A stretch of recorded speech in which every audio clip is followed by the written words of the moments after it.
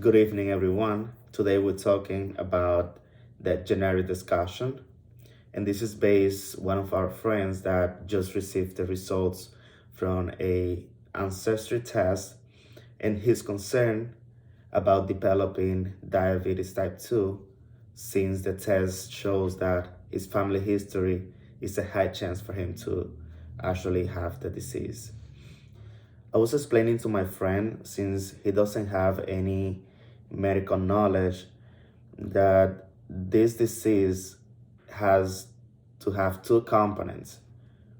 One is the genetic factor, which is running on his DNA, and that runs on the family's DNA, which is something that he cannot modify.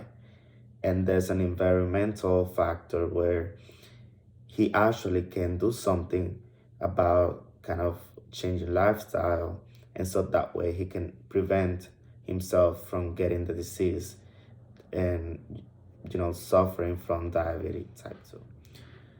I was explaining to my friend about the results not being the actually what needs to happen, because even though it has the accurate results, could be 99% that he can actually develop a disease like this, but he can still do a lot of things to change that path and not to develop diabetes.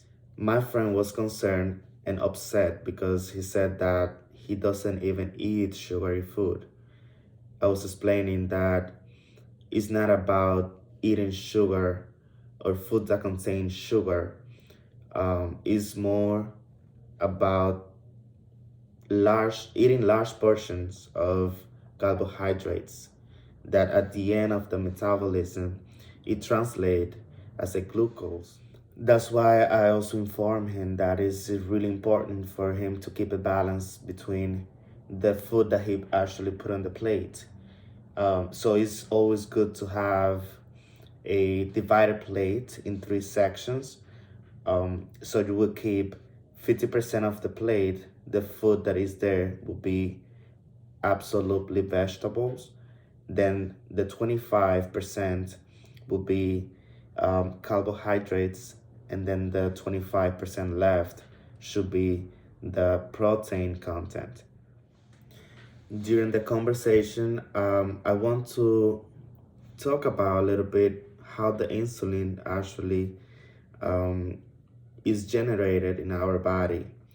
So it's important for him to know that the insulin is a hormone made by the pancreas. So the insulin then will act like a key to let the sugar get inside of the cell of your body. So then that sugar, which is translated as a glucose, will be used as an energy. And the main problem for this metabolic disease is that if you have diabetes type 2, the cells from your body will not respond as they usually or normally do to the insulin. And so that's why we call this to insulin resistance. Then your pancreas will try to make more and more insulin to try to get the cells to respond.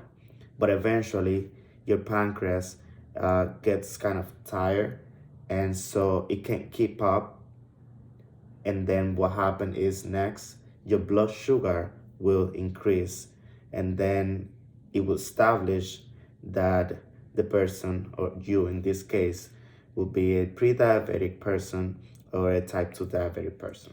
The main issue for the people with diabetes type 2 is that their cells will not respond as they normally do when they have contact with the insulin.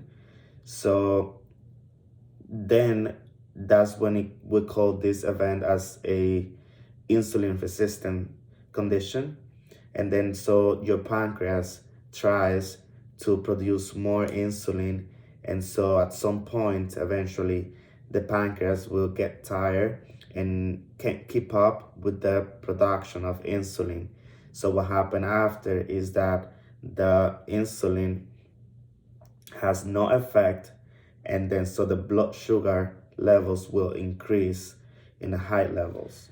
Then when you go to your doctor, if it's not being controlled or you were never diagnosed before, he will perform a follow-up checkup, and so he will perform some blood tests including hemoglobin A1C, and if the numbers reaches up to 7.4%, then the doctor will confirm the diagnosis of diabetes type 2 in your case.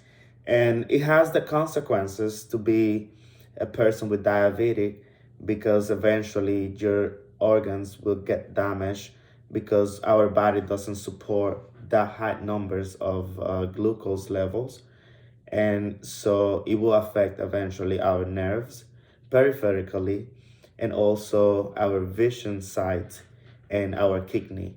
So if we don't get control the A1C levels and our blood sugar levels, the organ damage will be irreversible. And so that's one of the main consequences. At the end of the conversation with my friend, I advised him to not be scared, because there's still a lot of chances for him to stay safe and free of the disease.